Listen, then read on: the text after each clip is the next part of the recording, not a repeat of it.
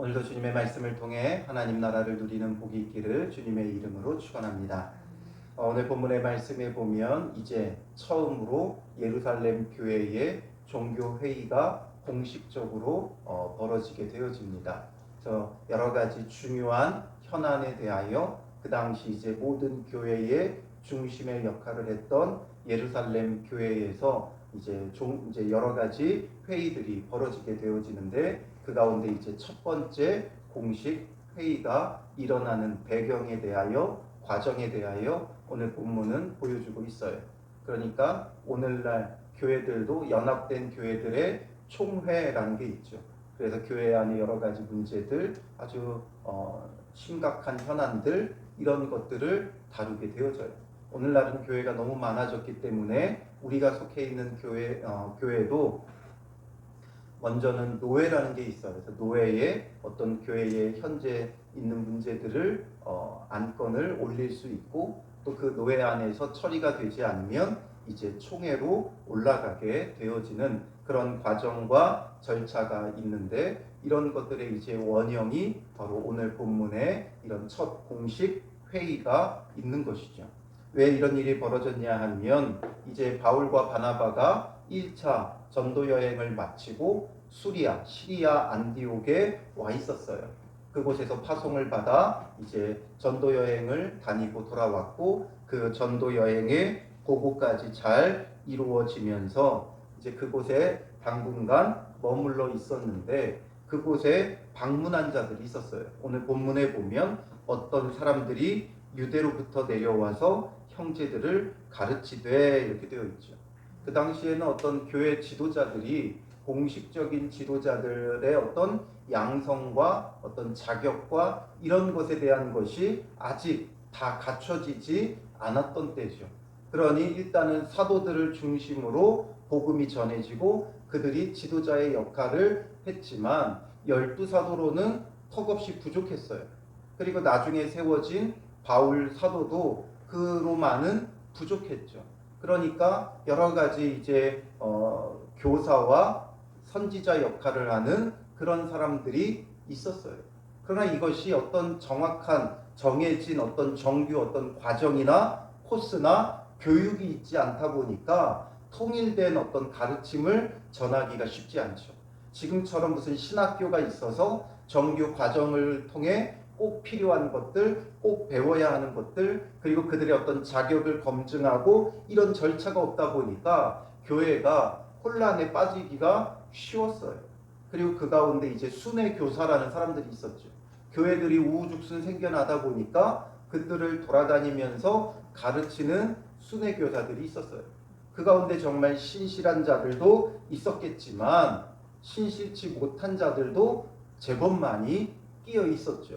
그래서 자기들의 어떤 주장대로 가르치기 시작한 거예요. 그 가운데 이제 이 안디옥 교회를 방문한 이 어떤 사람들, 이들도 순회 교사들 중에 하나였겠죠. 이들이 유대로부터 내려와서 가르치는데 무엇을 가르쳐요? 너희가 모세의 법대로 할례를 받지 아니하면 능히 구원을 받지 못하리라 이렇게 가르치기 시작한 거예요. 그들이 예수 믿고 구원 받았는데 그래도 너희에게 율법과 할례가 필요하다라는 거죠. 이들이 어떤 자들이었는지 명확히 밝히고 있지는 않지만 아마도 바리새파 유대인들 가운데서 예수를 믿게 되었던 자들이었을 거예요. 그러니까 이들이 뭔가 애초부터 이단이고 악한 자였던 것이 아니라 그들의 신앙의 배경 자체가 바리새인이었던 거죠. 그런데 이제 예수를 믿다 보니까 이전에 어떤 자기의 어떤 생활의 습관과 신앙의 방식, 그러니까 지금 그들이 원래 유대교 전통과 정통을 가지고 있던 자들이에요. 그런데 이것이 아예 다른 뭔가 신흥 종교, 이방 종교를 믿은 게 아니라 자기들이 어떤 유대교의 뿌리를 두고 있는 예수 그리스도예요. 우리의 복음의 뿌리는 유대교죠. 아브라함의 후손들이 하나님을 섬겼고 그 하나님이 주신 참된 구원자예요. 그러니까 아예 새로운 종교였다면 그들의 그 이전의 신앙의 배경을 버렸을 거예요. 그러나 이들은 이전에도 하나님을 섬겼고 지금도 하나님을 섬겨요. 다만 다른 건 뭐예요? 그 중간에 하나님이 보내신 구원자 예수 그리스도를 믿고 받아들였을 뿐이에요. 그러다 보니까 그들의 이전의 신앙의 배경을 완전히 버리지 않았던 거죠. 여전히 그들에게 구약 성경은 유효했고 여전히 구약 성경의 하나님을 지금도 예수 믿고 난 후에도 섬기고 있어요. 그러니까 이들이 그 차별, 차이 그런 것들을 제대로 알지 못했고 그리고 이전에는 예수 믿는 자들이 전부 다 누구였어요? 유대인들이었고 할례 받은 자들이었어요. 먼저 정통 유대인들에게 복음이 퍼져나가기 시작했고 그 다음이 누구예요? 사마리아인들이죠. 비록 이들이 혼혈 민족이 되기는 했지만 이들도 모세 오경을 인정하고 있었고 그리고 할례를 행하는 자들이었어요. 그러니까 예수 믿는 자들이 이전에는 전부 다 할례 받은 자들이었어요. 그러니까 당연히 이 할례를 받는다는 것, 또 모세 오경, 모세의 율법을 지킨다는 것, 이들에게는 너무나 당연한 문제였던 거죠. 이렇게 살아왔고 그런 살아가는 과정 가운데 예수를 믿었을 뿐이에요. 그러니까 이들의 이 신앙의 이 배경이 고스란히 남아있고 이방인들이 예수를 믿는 것을 보니까 이들이 우리와 다른 모습이 있는 거예요. 이들은 율법의 전통과 이런 것들을 가지고 여전히 살아가며 그 가운데 이제 예수를 믿는 것이 한 가지가 더 추가가 된 거죠. 그러니 이들의 삶의 방식, 신앙의 방식과 이방인들의 신앙의 방식이 다른 거예요. 이들은 여전히 율법의 정결 예식들을 따르죠. 그러니 먹어도 되는 음식과 먹으면 안 되는 음식 이런 것이 철저한데 이방인 그리스도인들을 보니까 아무거나 막 먹는 거예요. 그러니 그것이 이들의 눈에는 어떻게 보이겠어요? 이상하죠. 하나님을 섬긴다면 당연히 이 율법의 규례를 지켜야 되는데 저들은 예수를 믿고 하나님을 섬긴다고 하는데 이런 것들을 안 지키는 거죠. 그러니 너희들이 이런 거 지켜야 된다. 그리고 할례도 행해야 된다. 이런 것들을 가르치는 게 어떻게 보면 이들의 입장에서는 아주 특별하거나 이상한 것이 아니라 어찌 보면 그 시대 그 상황에는 자연스러웠을 거예요. 그러다 보니까 이것을 그들에게 가르치면서 이게 이제 약간 이제 도가 지나치다 보니까 강요하게 되어지고 또 여기에 아주 중요한 문제, 구원의 문제를 가져다가 끌어들이는 거죠. 능히 구원을 받지 못하리라 이렇게 말하는 거예요. 그러니 너희가 할례 받고 율법 지켜야 구원받는다. 예수 믿는다고 구원받는 게 아니라 예수 믿었으면 할례 받고 율법을 지켜야 구원을 받는다. 이것을 말하고 있는 거죠. 그러니 2절에 보면 바울 및 바나바와 그들 사이에 적지 아니한 다툼과 변론이 일어난지라. 적지 아니한 다툼과 변론이 일어났다는 건 상당한 다툼과 변론이 일어났다는 거예요. 굉장히 첨예하게 대립하는 그런 문제가 되어졌다라는 거죠. 그러니 이것이 어떻게 이제 진행이 되어져요? 그래서 형제들이 이 문제에 대하여, 이 형제들은 누구겠어요? 수리아 안디옥 교회의 교인들이겠죠. 바울과 바나바와 및 그 중에 몇 사람을 예루살렘에 있는 사도와 장로들에게 보내기로 작정하니라. 이 문제에 대해서 이들도 이제 어찌해야 될지 모르는 거죠. 그리고 이렇게 다툼이 일어나고 변론이 일어나고 거기에 결론이 없어요. 그러니까 안 되겠다 싶으니까 이제 모 교회의 역할을 하는, 이제 모체의 역할을 하는 예루살렘 교회에 이 문제를 문의하고 그들을 통해서 정확한 어떻게 하는 것이 우리가 옳은가, 그들이 정말 할례 받고 율법을 지키라고 하면 우리는 그렇게 하겠다. 그러나 그게 아니라고 하면 우리가 굳이 그렇게 할 필요가 없지 않느냐. 이렇게 이제 바울과 바나바와 또 이 교사들과의 이 갈등의 이 문제를 공식적인 회의를 통해 사도들과 지도자들, 장로들에게 지도를 받겠다. 이렇게 하는 거죠. 그래서 이제 바울과 바나바가 또 몇 사람이 그들을 통해 이제 예루살렘 교회에 이 문제를 문의하기 위해 보내게 되어지죠. 그래서 그들이 3절에 교회의 전송을 받고 베니게와 사마리아로 다니며 이방인들이 주께 돌아온 일을 말하여 되어 있죠. 이제 가는 과정 속에 수리아 안디옥은 이스라엘 예루살렘보다 한참 북쪽에 있죠. 두로 시돈을 거쳐 그 위쪽이 바로 수리아 안디옥이에요. 그리고 이 두로와 시돈이 어느 지역이에요? 베니게 지역이에요. 그러니까 안디옥에서부터 쭉 이제 내려오는 거죠. 그러니까 당연히 베니게를 거치고 사마리아를 거쳐서 어디로 가게 돼요? 예루살렘으로 가는 거죠. 사마리아와 예루살렘 이곳을 이제 그곳이 양쪽으로 있잖아요. 그러니까 사마리아까지 쭉 내려와서 예루살렘으로 가죠. 이전에는 사마리아를 통과하지 않았던 이들이 이제 복음이 전해지며 그 사마리아 땅까지도 밟고 예루살렘으로 가게 되면서 그 가운데 그들에게 이방인들이 주께 돌아온 일을 말하게 되는 거예요. 이것이 바로 예수님께서 그들에게 주셨던 사명이잖아요. 오직 성령이 너희에게 임하시면 너희가 권능을 받고 온 유대와 사마리아와 땅끝까지 이르러 내 증인이 되리라. 그 땅끝이 무엇인지를 이들에게 가르쳐 주는 거죠. 땅끝까지 복음이 전해진다는 게 무엇인지. 그래서 너희가 복음을 받아들였고 이제 이방에도 복음이 전파된다. 이 사실을 전하니까 형제들을 다 크게 기쁘게 하더라. 이 복음의 소식이 형제들을 기쁘게 하는 거예요. 우리에게 정말 기쁜 소식은 뭐예요? 복음이 전해지는 이 소식들이죠. 그러니 이것을 기뻐하는 거예요. 그리고 이제 예루살렘에 이르러서 4절에 교회와 사도와 장로들에게 영접을 받고 하나님이 자기들과 함께 계셔 행하신 모든 일을 말하매, 하나님이 자기들과 함께 계셔 행하신 모든 일을 말했다. 자기들이 행한 일을 말했다고 하지 않고 하나님이 함께 계셔 행하신 일들. 이게 바로 뭐예요? 이방에 복음이 전파되어진 것에 대해서 말하는 거죠. 자기들이 임의대로 한 것이 아니라 하나님께서 행하신 일임을 분명히 밝혀요.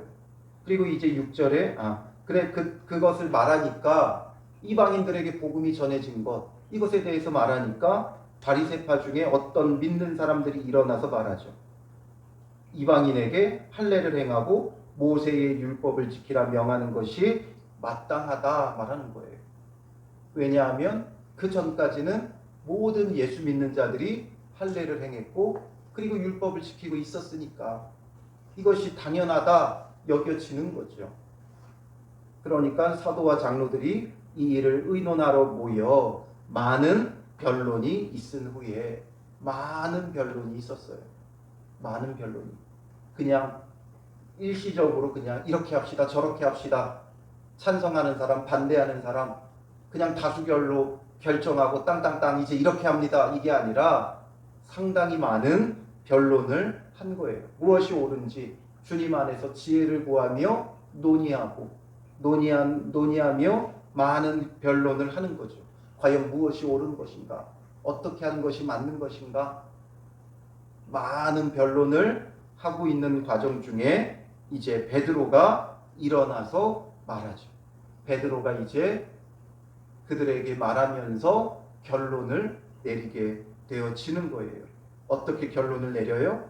형제들아 너희도 알거니와, 모르는 것을 말하지 않는 거예요. 너희도 알지 않느냐? 무엇에 대해서 안다는 거예요? 하나님이 이방인들로 내 입에서 복음의 말씀을 들어 믿게 하시려고 오래전부터 너희 가운데서 나를 택하시고, 이게 무엇에 대한 배경을 지금 베드로가 말하냐면 이방인들로 내 입에서 복음의 말씀을 들어 믿게 하시려고. 이게 어떤 사건이에요? 고넬료 사건을 말하는 거예요.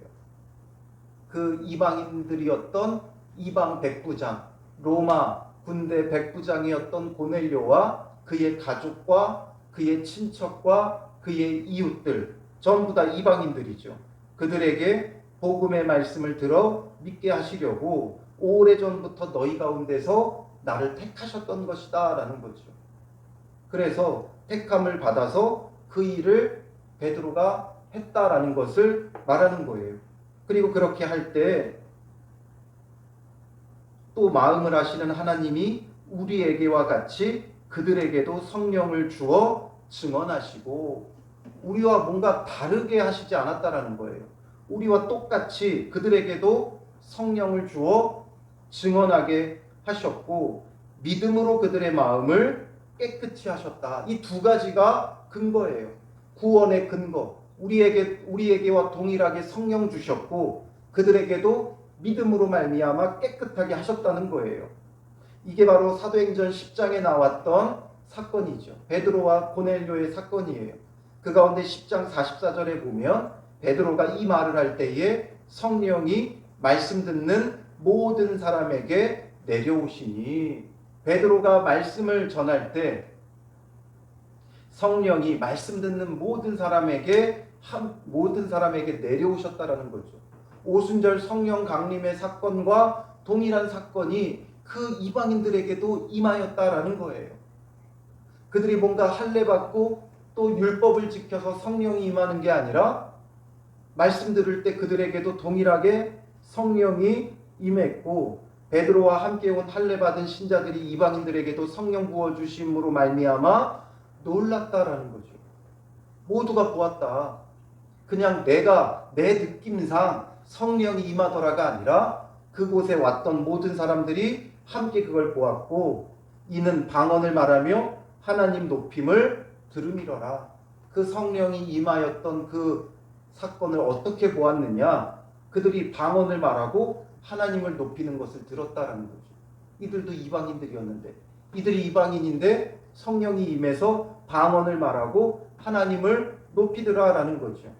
이에 베드로가 이르되 이 사람들이 우리와 같이 성령을 받았으니 누가 능히 물로 세례 베품을 금하리요 하고 명하여 예수 그리스도의 이름으로 세례를 베풀라 하니라. 그들이 베드로에게 며칠 더 머물기를 청하니라. 그래서 이들이 성령의 그 증거가 그들에게 있었고, 이들이 예수 믿어 구원받았으니 이들에게 세례 베푸는 것을 누가 금하겠느냐 하면서 세례까지 그들에게 베푼 거예요. 세례를 베푼다는 건 깨끗하게 되었다는 거죠. 예수 그리스도 안에서 새 사람이 되었다는 거예요. 그러니 믿음으로 그들이 깨끗함을 받았고, 그러니 세례까지 베풀었다라는 거죠. 그들이 어떻게 구원을 받았는가? 그들도 바로 믿음으로 성령 받고 깨끗하게 되어졌고 세례까지 받은 자들이다라는 걸 말하는 거죠. 그런데 9절에 그래서 결론이 이거죠. 그들이나 우리나 차별하지 아니하셨느니라. 하나님께서 차별 없이 그들에게도 구원을 베푸셨다. 뭔가 그들은 할례 받지 않았고 또 율법을 지키지 않았으니까 아직 구원을 미룬 게 아니라 아직 그들에게 남은 코스가 있어서 하나님께서 구원을 덜 주신 게 아니라 우리와 차별 없이 온전한 구원을 그들이 받았다라는 거죠. 성령 받고 믿음으로 깨끗함을 받아서 구원 받았다 이거죠. 그리고 이어서 10절에 그런데 지금 너희가 어찌하여 하나님을 시험하여 우리 조상과 우리도 능히 매지 못하던 멍에를 제자들의 목에 두려느냐. 그런데 왜 너희가 하나님을 시험하여, 그러니까 하나님의 구원을 온전히 믿지 못하는 거죠. 예수 믿음으로 하나님의 구원을 온전히 받았다는 것을 이들은 인정하지 않는 거예요. 아직 남았다라는 거죠. 아직 남았다. 우리 조상과 우리도 능히 매지 못하던 멍에, 율법은 구원하지 못해요. 율법으로 구원받지 못한다는 게 구약의 역사예요. 율법을 주셨지만 지켜 행하지 못했잖아요. 그러니 율법은 그리스도에게로 인도하는 몽학선생의 역할을 하는 거예요. 우리가 죄인이라는 것을 깨닫게 하는 거죠. 그래서 우리 조상과 우리도 능히 매지 못하던 멍에, 그래서 그 율법을 우리가 온전히 지켜 행하지 못하기 때문에 예수님이 필요한 거죠. 그래서 예수 믿고 구원받는 거예요. 그런 죄인이기 때문에 예수 믿고 구원받는 거예요. 그런데 왜 제자들의 목에 그런 것들을, 무거운 멍에를 두려 하느냐? 우리도 지키지 못하는 율법인데 왜 그것을 그들의 목에 두려고 하느냐? 11절에 그러나 우리는 그들이 우리와 동일하게 주 예수의 은혜로 구원받는 줄을 믿노라 하니라. 동일하게 구원받았다. 이것을 베드로가 증명하죠. 그러면서 이 회의의 결론이 내려지게 되어지는 거예요. 이것이 이들이 사실 몰랐던 문제입니까? 아니에요. 이들이 알고 있었던 거예요. 이미 베드로가 고넬료에게 복음을 전하고 돌아왔을 때 베드로를 비난하는 자들이 있었죠. 이방인의 집에 들어갔다고. 그래서 이어지는 10장에서 고넬료 사건이 있고 11장에 보면 11장 1절에 유대에 있는 사도들과 형제들이 이방인들도 하나님의 말씀을 받았다 함을 들었더니 11장 2절에 베드로가 예루살렘에 올라갔을 때에 할례자들이 비난하여 이르되 내가 무할례자의 집에 들어가 함께 먹었다 하니 베드로가 그들에게 이 일을 차례로 설명하여 말하죠. 비난하는 자들이 있었어요. 왜 이방인의 집에 들어가느냐? 왜 이렇게 구별 없이 행하느냐? 비난했었죠. 그래서 이것에 대해서 베드로가 차례로 설명했어요. 어떻게 그들을 만났고 그들의 집에 들어갔고 또 거기서 끝난 게 아니라 그들이 어떻게 우리와 동일한 구원을 누리게 되었는지를 쭉 전부 다 설명하죠. 그래서 그 설명을 듣고 나서 11장 18절에 보면 그들이 이 말을 듣고 잠잠하여 하나님께 영광을 돌려 이르되 그러면 하나님께서 이방인에게도 생명 얻는 회개를 주셨다 하니라. 이미 이 문제에 대해서 예루살렘 교회는 알고 있었어요. 이방인에게도 생명 얻는 회개를 주셨구나. 동일한 구원을 주셨구나. 동일한 구원을 주셨는데 또 이들은 가가지고 할례 받고 율법 지켜야 된다. 이 이야기를 하고 있다는 거죠.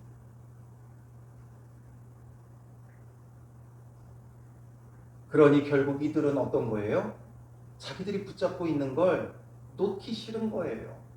그리고 자기들의 신앙이 옳다고 주장하는 거죠. 자기들의 신앙만이 옳다고 주장하는 거예요. 이런 어떤 배경적인 문제, 그래서 결국에는 동일한 구원이다라는 결론이 내려졌다는 것, 이런 역사적인 사실을 우리가 아는 것, 그게 뭐가 중요해요? 이제 중요한 건 뭐냐면 그런 우리의 믿음과 우리의 행태가 여전히 남아있다는 거죠. 우리의 구원은 오직 예수예요. 근데 우리는 오직 예수라고 하면서 자꾸 뭔가 다른 것에 대한 열심과 어떤 다른 것을 지킬 것에 대한 요구를 해요. 그러나 그런 것들이 필요 없다는 게 아니라 무슨 문제인가, 그 관계가 중요한 거예요. 그럼 이제 우리에게는 구약 성경은 필요 없습니까? 율법 왜 지키지도 못하는 멍에를 매게 하느냐? 베드로가 말했잖아요. 동일한 구원 받았다. 그럼 이제 우리에게는 구약 성경 필요 없습니까? 그래서 그 구약 성경이 필요 없다고 하는 신앙의 부류들이 있어요. 아마도 이런 배경을 주장하겠죠. 이제 구약의 율법은 다 폐하여졌다. 구약 성경 필요 없다. 그리고 거기서 또 더 나간 사람들은 이제 오직 예수님의 말씀만 중요하다. 그래서 산상수훈만 가르치는 교회도 있어요. 신약 성경도 사도들이 가르친 거는 다 빼고 오직 예수님의 가르침만 필요하다 하는 부류도 있어요. 이게 항상 말씀드리지만 극단적인 신앙이 이런 것들이 극단적인 거죠. 자꾸만 극단적으로 치닫는 것이 가장 큰 문제예요. 우리의 신앙의 극단적인 모습은 딱 하나예요. 오직 예수, 이거 하나예요. 오직 예수, 이거 외에는 두어야 돼요. 뭐 아무거나 다 해라 이것이 아니라 그러면 구약의 율법, 사도들의 가르침 이런 것들은 왜 필요하느냐? 우리의 삶의 그 신앙의 갈등의 문제를 해결하기 위해서 필요한 거죠. 우리의 신앙의 문제를 해결할 때 그 원리를 구약의 율법과 사도들의 가르침을 통해 발견할 수 있는 거예요. 그런 것들을 통해 신앙의 원리를 발견하는 거죠. 그걸 지켜서 구원받는 게 아니라 순서가 중요하다고 그랬죠. 구원받았기 때문에 주님 안에서 거룩하게 살려고 하다 보니까 구약의 율법을 통해 그 거룩의 원리를 발견하는 거예요. 성경을 통해 원리를 발견하는 거예요. 왜 말씀을 읽어야 되고 묵상해야 되느냐? 그 속에서 우리가 구원받은 자의 삶이 무엇인가를 알기 위해서인 거죠. 구원받았기 때문에 하는 거지 그걸 해서 구원받는 게 아니에요. 이 정도도 안 하면서 어떻게 예수를 믿는다고 할 수 있느냐? 아니요. 예수를 믿기 때문에 해야 되는 거죠. 예수를 믿고 구원받았기 때문에 너희가 구원받았으니 이제는 거룩하게 살아야 된다. 이것과 율법을 지켜야 구원받는다는 것과는 다르다는 거죠. 그러니까 자꾸만 교회에 주님이 말씀하시지 않았던 여러 가지 자격들이 나타나는 거예요. 구원받았기에 정말 주님의 참된 제자가 되기 위해 어떻게 신앙생활해야 되는 것인가 이런 고민이 아니라 자꾸만 무거운 멍에를 씌우는 거예요.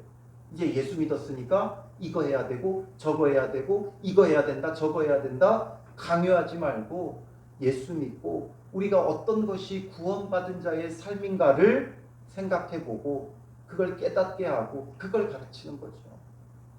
예수 믿었으니 이거 안 하면 안 된다와 예수 믿은 자로서 그 구원, 거저받은 구원 우리가 어떻게 이루어가야 될 것인가와 다른 거죠. 그러다 보니까 자꾸만 장로들의 전통과 같은 것이 교회에 생겨나고 그거 안 한 사람은 신앙이 없는 사람처럼 여겨지는 거죠. 그런 우리의 모습을 조심해야 돼요. 그리고 또한 그런 걸로 상당한 또 자부심을 또 갖는 사람들이 있어요. 어떤 교회를 보니까 그 자기 교회에 그 제자 훈련 받은 걸 굉장히 큰 자부심으로 여겨요. 그 교회에서 제자 훈련, 사역자 훈련 이거 받은 것 굉장히 큰 자부심으로 여기고 신앙생활을 해요. 그렇게 하지 않는 사람들은 신앙생활을 엉터리로 하는 것처럼 여기죠. 그 교회의 결론이 뭐예요? 첨예하게 싸우고 갈등하고 법정 소송하고 이러했어요. 그게 과연 제자의 삶인가? 마치 그거 하지 않은 사람들은 엉터리 신앙인 것처럼 바라보던 그들이 오히려 자기들이 엉터리였음을 보여주었던 거죠. 우리의 신앙은 예수 믿고 구원받는 것 오직 이것 한 가지예요. 뭔가 더 열심히 하지 않아서 문제가 아니라 우리는 자꾸만 기도가 부족하고 뭐가 부족하고 부족해서가 아니라 예수님을 믿는 그 믿음이 흔들리는 게 문제예요. 오직 예수님만 붙잡는 그 믿음. 예수님만 붙잡다 보면 자연스럽게 기도하게 되어 있어요. 예수님만 붙잡으면 자연스럽게 말씀 보게 되어져 있어요.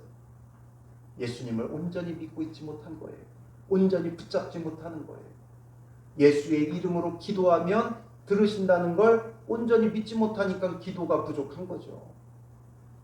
기도가 부족해서가 아니라 예수를 붙잡지 않기 때문이에요. 오늘 우리의 신앙에는 뭐가 부과되어져 있는가? 정말 살고 죽는 문제 아니면 그냥 내버려 두세요. 하라고. 정말 중요한 건 과연 예수 그리스도인가? 이거죠. 어떤 누구만 하나님의 그 마음이 속 좁은 하나님이 아니에요. 누구만 구원하기 위한 분이 아니에요.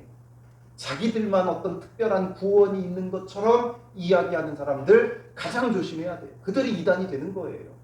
하나님은 모든 사람을 구원하기 원하세요. 땅 끝까지 주의 증인이 되라고 했잖아요. 그렇지 않으면 어떤 특별한 사람만 똑바로 신앙생활하는 너희만 내가 구원해 주겠다 하셨겠죠.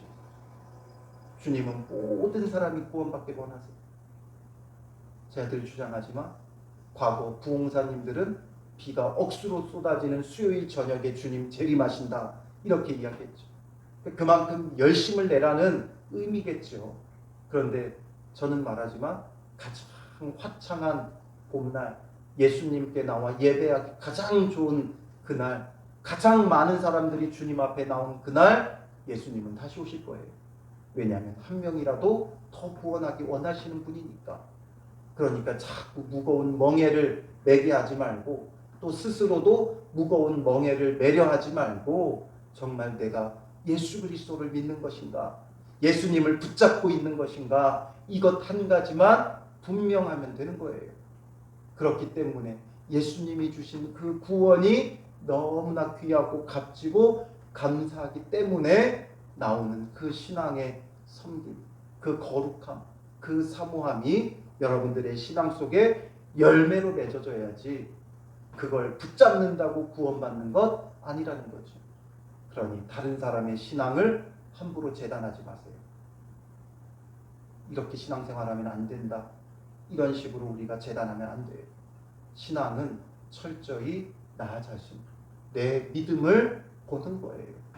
내 믿음, 내가 정말 예수님 믿는 것인가, 붙잡고 있는 것인가, 이것을 바라보고 정말 예수 믿는 자로서, 그 예수님을 붙잡는 자로서 어떻게 신앙생활하는 것이 정말 주님의 기쁨이 되는 것인가, 이것을 생각할 수 있는 그런 믿음, 이 순서, 이 절차가 중요해요. 남에게 너가 구원받았느냐 안 받았느냐, 방언을 하니까 구원받았고 못하니까 못 받았다, 이런 식의 오순절의 신앙의 가르침도 옳지 못하고, 말씀 지키지 않으면 구원받지 못한다, 이것도 옳지 못해. 예수 믿어 구원받았으니 말씀을 보고 말씀을 묵상하고 그 말씀에 순종하며 사는 것이 옳다, 이것이죠. 우리가 왜 말씀을 봐야 되는가? 구원받기 위한 것이 아니라 구원받았기 때문에 하나님 나라의 백성으로서 말씀을 봐야 되고, 그 말씀은 우리가 어떻게 하나님의 백성으로서 살아가야 하는가, 그 원리를 발견하는 거예요.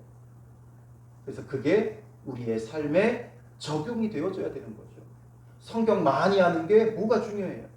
그게 우리 삶에 적용이 되지 않으면, 이렇게 회의를 했고 그래서 베드로가 이렇게 결론을 내렸더라, 이게 뭐가 중요해요? 그걸 안다는 게 뭐가 중요해요?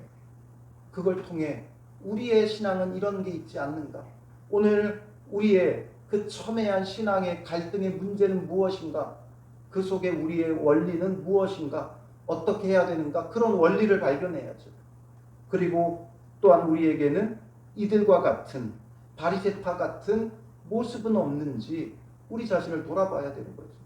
우리에게 이런 게 얼마나 많아요. 내 기준으로 사람의 잣대를 들이대고, 저 사람은 예수 바르게 믿는 사람, 저 사람은 예수 바르게 믿지 못하는 사람, 저렇게 믿어서 구원을 받겠는가, 이런 식의 우리의 잣대가 놓여지는 거죠. 그러니까 자기의 주장대로 첨예하게 비난하고 힐난하고 그 누구도 옳지 못해요. 주님 안에서 이런 우리의 모습을 발견하고 해야 되는 거죠. 우리는 어떻게 구원받는가? 오직 예수예요. 오늘도 우리가 예수 믿고 구원받았다 치는 게 아니라, 오늘도 우리가 예수님을 찾고 예수님을 붙잡을 때 오늘의 구원이 있는 거예요.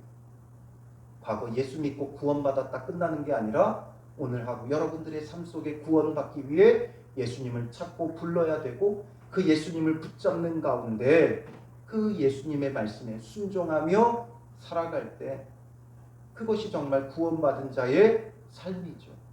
오늘 여러분들의 삶에 예수님을 붙잡고 그 말씀에 순종하는 구원받은 자의 삶이 있는, 주님을 기쁘시게 하는 거룩한 한날이 되시기를 주님의 이름으로 축원합니다. 기도하겠습니다. 살아계신 아버지 하나님, 우리의 구원이 오직 예수 그리스도임을 우리로 하여금 잊지 않게 하시고, 오늘 하루도 우리가 무언가에 더 열심을 내기 이전에 나의 진정한 구원자이신 예수 그리스도를 찾고 구하는 자 되게 하시고, 그 예수님을 붙잡는 자 되게 하시고, 예수님을 통해 구원받았기에 구원받은 자의 삶을 살아가는 거룩한 한날이 될 수 있도록 우리를 붙잡아 주시옵소서. 구원받았기에 주님이 이끄시는 대로 순종하며 말씀과 기도와 성령의 충만함 가운데 거룩한 삶이 오늘 하루도 누려지게 하시고, 이 거룩한 삶을 통해 하나님 나라를 누리는 은혜와 기쁨이 있도록 우리 사랑하는 성도들을 붙잡아 주시고, 우리 마음속에 있는 헛된 기준을 버리고 오늘도 오직 예수를 외치고 붙잡는 믿음의 사람들 되게 하여 주실 줄 믿사오며 예수님의 이름으로 기도합니다. 아멘.